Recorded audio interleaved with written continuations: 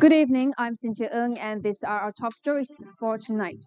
Death toll from protests in Iran surpasses 500 as the regime warns against any U.S. involvement. All that and more coming up on AWANI International.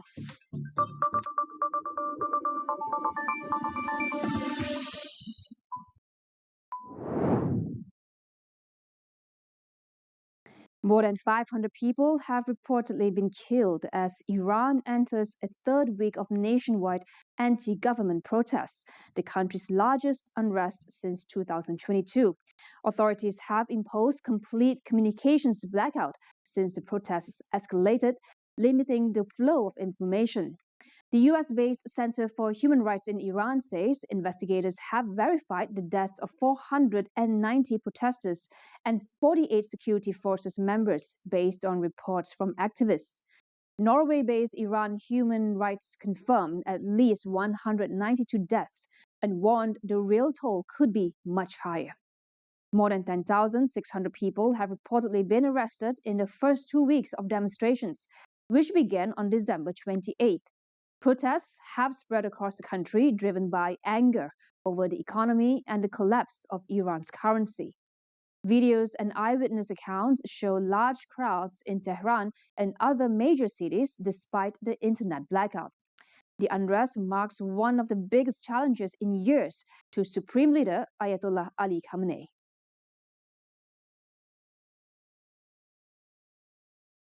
Iran has warned that any U.S. interference would put American military and commercial bases at risk, saying they would be targeted and treated as targets for retaliation. The warning comes as President Donald Trump says the U.S. is monitoring the protests in the country and weighing its options, including possible military action. There seem to be some people killed that aren't supposed to be killed. These are violent. If you call them leaders, I don't know if they're leaders or just they rule through violence. But we're looking at it very seriously. The military is looking at it, and we're looking at some very strong options. We'll make a determination. Iranian Deputy Foreign Minister Abbas Araghchi, however, said talks with the U.S. are possible, but only on the basis of mutual respect and interests. He also rejected the description of the unrest as protests, calling it a terrorist war. U.S. President Donald Trump says he plans to speak with Elon Musk about restoring internet access in Iran as nationwide anti-government protests continue.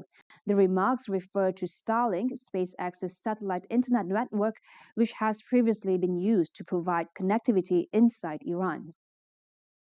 Iran has been under a near total internet blackout since Thursday, severely limiting the flow of information. The shutdown comes amid the country's most extensive protests since 2022.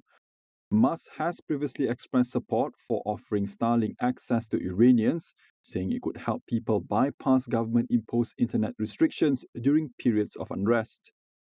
Starlink has also been deployed in other conflict zones, including Ukraine, where parts of the service were temporarily disabled during a critical military operation. More news coming up shortly after the break.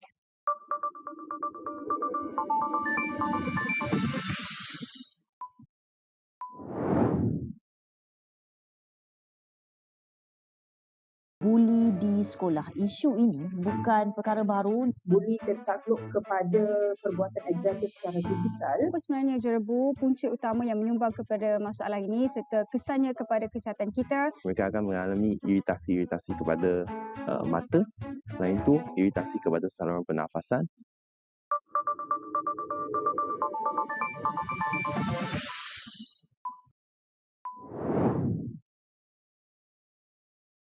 Welcome back. U.S. President Donald Trump says the United States will take control of Greenland regardless of circumstances. Trump says control of the Danish territory is essential to U.S. national security citing increased military activity by Russia and China in the Arctic. He warned that failure to act could allow either Russia or China to gain influence over Greenland, a scenario he said the United States would not allow. Trump said he is open to negotiating with Greenland's self-governing authorities, but insists US control will happen regardless of the talks' outcome. China has pushed back, saying the US should not use other countries to justify advancing its interests and that Beijing's Arctic activities comply with international law. China isn't geographically close to the Arctic. The shortest distance is around 1,500 kilometers. But Beijing calls itself a near-Arctic state, a move seen as asserting influence over the region's governance and resources. It has also launched a polar silk route to strengthen economic ties across Europe, Asia, and the Arctic.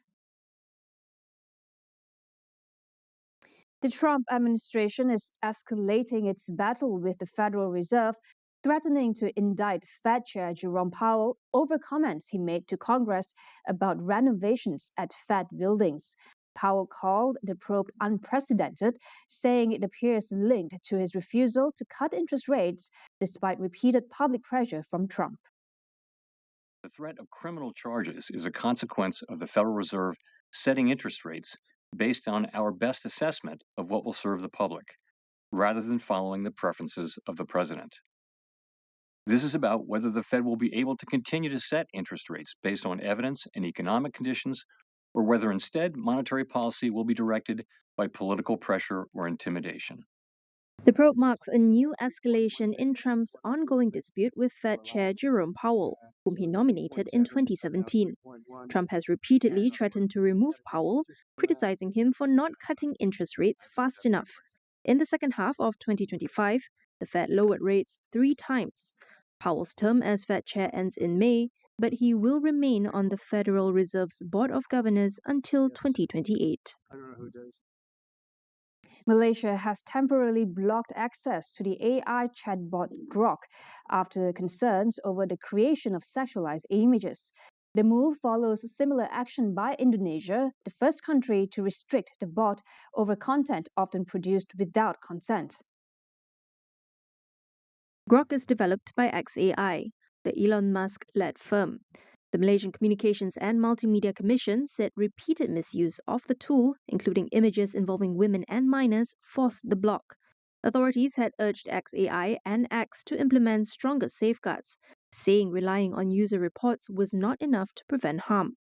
This week, the company said image creation and editing would be limited to paying subscribers. European officials criticized the move, saying it doesn't fully address their concerns. Musk now faces possible fines as countries push back against Grok, which can remove clothing from images and produce deepfakes. Meta has blocked more than 500,000 accounts in the first week of Australia's social media ban for users under the age of 16. While the tech giant says it is committed to complying with the law, it has urged the government to consider a better way forward over a blanket ban. Meta said it removed 331,000 underage accounts from Instagram, 173,000 from Facebook, and 40,000 from Threads during its first week with the new law. The company said it would prefer incentives for the industry to raise standards for safe, age-appropriate online experiences rather than broad restrictions. Meta also renewed its call for app stores to verify users' ages and require parental approval before under 16s can download apps.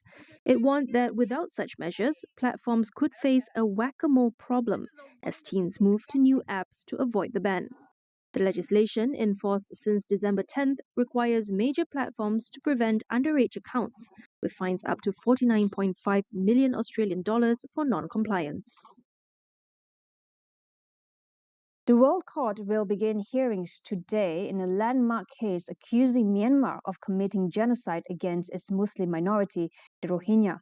It is the first genocide case the International Court of Justice has considered on its merits in more than a decade. The proceedings are expected to set important precedents for other cases, including South Africa's complaint against Israel over its actions in Gaza. The case was filed in 2019 by Gambia with the backing of the Organization for Islamic Cooperation, alleging that Myanmar has committed genocide against the Rohingya community. A UN fact-finding mission concluded that a 2017 military campaign by Myanmar, which drove some 730,000 Rohingya into neighboring Bangladesh, included acts it described as genocidal. Gambia will present its arguments during the first week of hearings from January 12th to 15th. Myanmar, which has rejected all accusations, is scheduled to present its defense next week. The military junta maintains its operations targeted Rohingya rebel groups responsible for carrying out attacks. In an unusual move, the ICJ has also set aside 3 days to hear witness testimony, which will be held behind closed doors and not open to the public or media. The Japanese mining ship set off today for a month-long mission to explore mud rich in rare earths as Tokyo looks to cut its reliance on China for critical minerals. The vessel will attempt the world's first continuous lift of seabed sludge from 6 kilometers deep near Minamitori Island. The vessel carrying 130 crew and researchers is scheduled to return to port on February 14th. If successful, full-scale mining trials will begin in 2027. Japan has invested $250 million since 2018 to secure a domestic supply of rare earths. Like its Western allies, Tokyo is seeking to reduce dependence on China for minerals crucial to cars, smartphones, and military equipment as Beijing tightens export controls and bans dual-use items. Just last week, China banned exports of items destined for Japan's military that have both civilian and military uses, including some critical minerals. Japan condemned the dual-use ban, but declined to comment on reports of a broader restriction, which China has not confirmed or denied.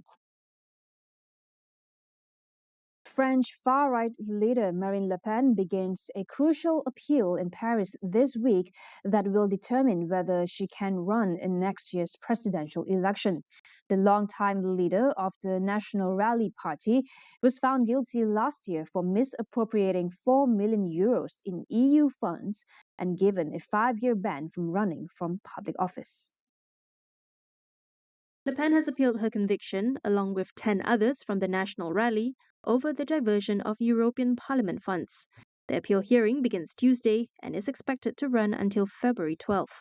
A ruling is expected before the summer, leaving open the possibility that Le Pen could run in the 2027 presidential election if a 5-year ban is overturned. If she is unable to run, Le Pen has said her protege, 30-year-old National Rally Party President Jordan Bardella, would stand in her place. The Trump administration says it will send hundreds more federal officers to Minneapolis just days after the fatal shooting of a woman by an agent from the Immigration and Customs Enforcement. Homeland Security Secretary Kristi Noem says the additional personnel are being deployed to support existing operations and warns that action will be taken against anyone who tries to obstruct their work. Protests have erupted in Minneapolis and across the U.S. after a federal officer fatally shot 37-year-old Renee Nicole Good. The Trump administration said the agent acted in self-defense, but local officials and bystander videos raised questions about the circumstances of the shooting. According to Noem, Good was engaged in an act of domestic terrorism, saying the vehicle had been used as a weapon against agents. Minnesota has seen a surge in federal law enforcement as Trump's immigration enforcement ramps up. The FBI is investigating, and state officials have launched their own inquiry after being shut out of the federal investigation. That concludes AWANI International for tonight. Stay with us as we track the strategies and power shifts shaping the new global order. For more updates, visit international.astroawani.com and follow us on social media. I'm Cynthia Ng. Thank you for watching. Good night.